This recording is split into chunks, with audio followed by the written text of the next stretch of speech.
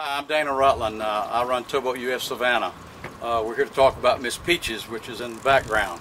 The problem with Miss Peaches is she was blown aground on extremely high tide and was unable to right herself. When the tide went out, she leaned over on her port side, and the tide came back in, she sank due to the fact that the angle she's laying at is a problem with her refloating herself.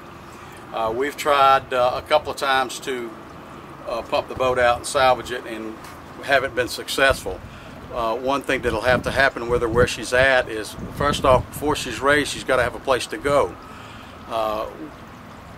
We've had a group of volunteers come up and want to help in salvaging the vessel and removing it because it's an eyesore, but we're coordinating with the state and local officials on what has to be done to effectively do that.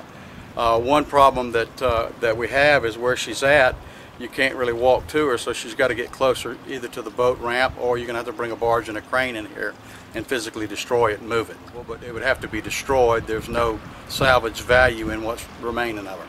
The hull's cracked in several places.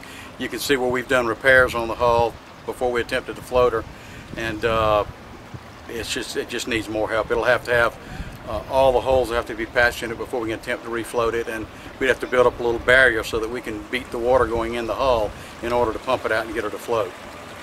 But prior to doing that, I mean, there's no reason to float her without a place for her to go. The current owner doesn't have the wherewithal to pay somebody to come in and salvage it.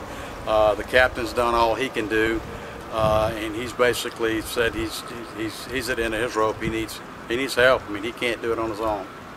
And volunteers have come forward, but like I say, we're waiting on the state and local governments to give us guidelines as what's got to transpire in order for them to do that.